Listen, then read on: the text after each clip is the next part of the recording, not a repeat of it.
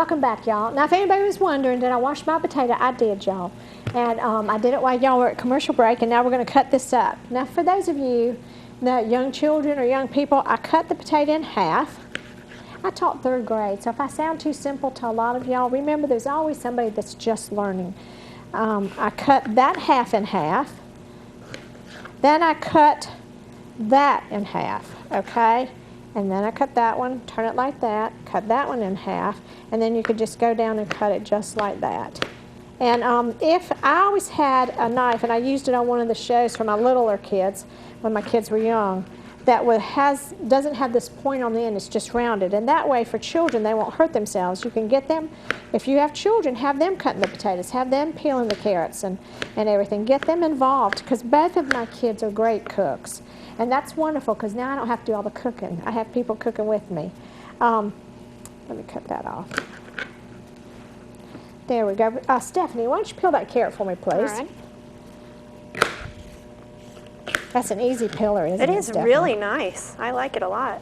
I've already washed my celery. And Stephanie, would you rinse off that carrot when you're done, please? Yes, I will. Thank you. And Stephanie, I'm going to show you how to cut the carrot, and then you're going to cut it for me, okay? All righty. While I work on the onions and stuff. Now, you don't want your celery too thick. Now, the reason why you need celery in your food, y'all, is because celery lowers cholesterol. Celery is wonderful for the heart. My grandmother, who got us eating celery, the one from Europe, she lived to be 97, never had any problems with her heart at all. She was playing basketball and swimming regularly at 89 years old with us. So, and I mean, could get around like crazy. Oh, I need to put that in there. There. Here, Stephanie, let me show you. Cut it right down, hold it here, take your ends off, both ends, then cut it right down there, and then just slice it, okay? All right. Thank you. Now, the onions are sauteing with the garlic, and when you do that, and usually I saute my celery too, but I already dumped it in, but you can do it either way. And if you do it like this, then you have a better flavor. Now, this is something my mother-in-law didn't do. This is what my European grandmother did, sauteing everything in olive oil. So it gives it a little bit different taste. I was at a conference, a women's conference, speaking over at the Georgia Conference Center and before Christmas, and the chef there was from New York.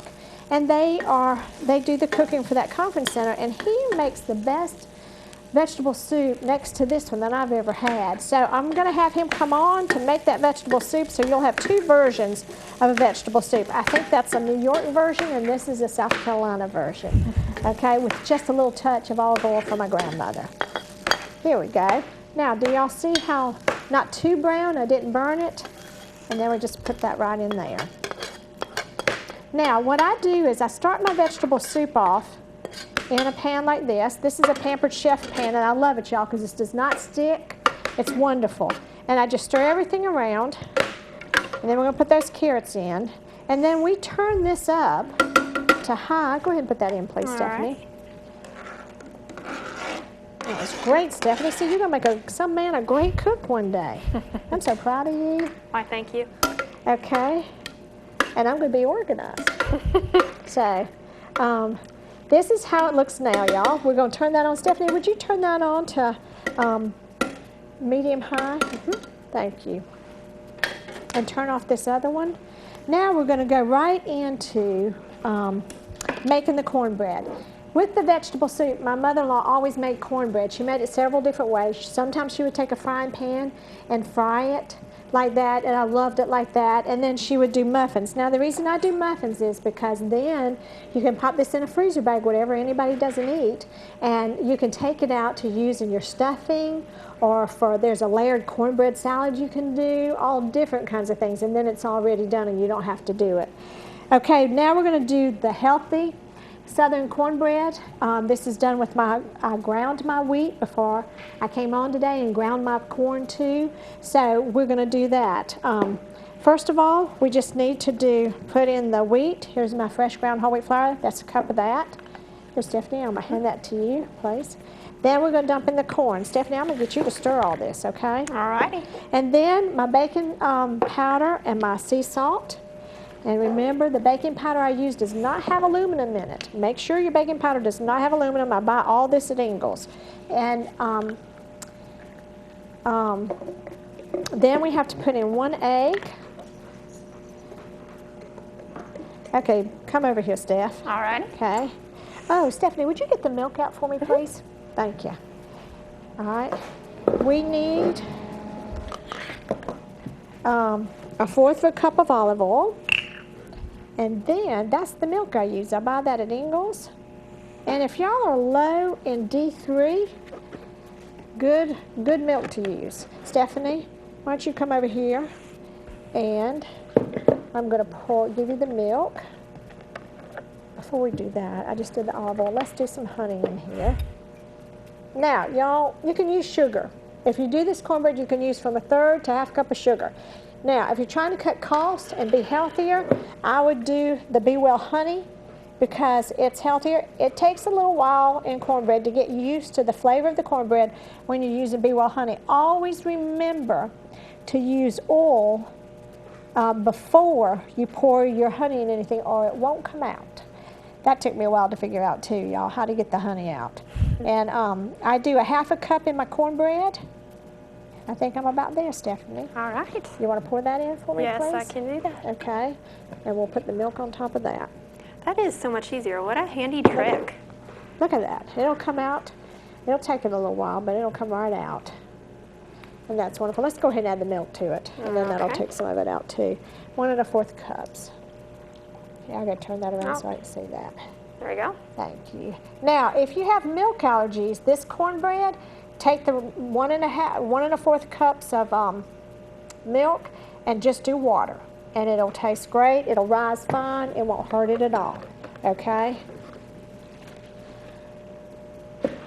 Now, I will tell you, some people who have wheat allergies, the doctors have said they have wheat allergy, you need to check fresh ground wheat because most people do not have problems with that. Would you go ahead and stir if it's the fresh ground? Probably a lot of the problems with the wheat people are having today is because they use formaldehyde in your bread at the grocery store.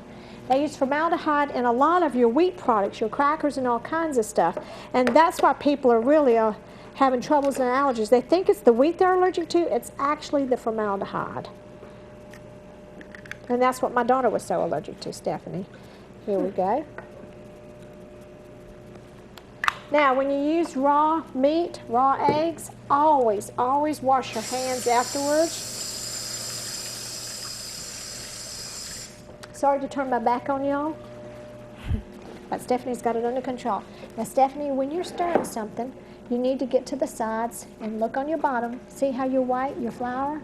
Make sure it's all mixed in. Kids, if you're listening, when you're mixing something, make sure you look. That's why it's good to have a glass bowl, because then you can look and see, all right? Now, let's just, Stephanie, would you put this up for me, please, and just leave that in there and let it sit now. All right. When you have fresh ground whole wheat flour, it will grow, and it will thicken up if we leave it alone here. And I'm hoping that as y'all can see that, it's already starting to bubble. It's a live enzyme here. It has not been killed because I just ground it. It takes 72 hours for it to die.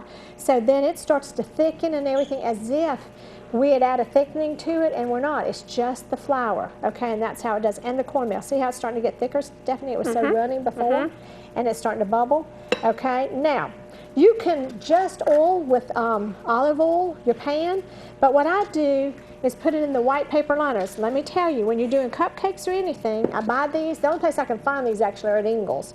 You want the white ones. You want the ones made in the USA. They don't have dyes in them. Those dyes and all those colored things are very dangerous because they're not set so it gets into the food. And if you have a child like mine or children really react to dyes and stuff, that's a problem. So I cook my cupcakes in this, and then I just set them for looks down in the other cupcake, and I leave this on it, okay?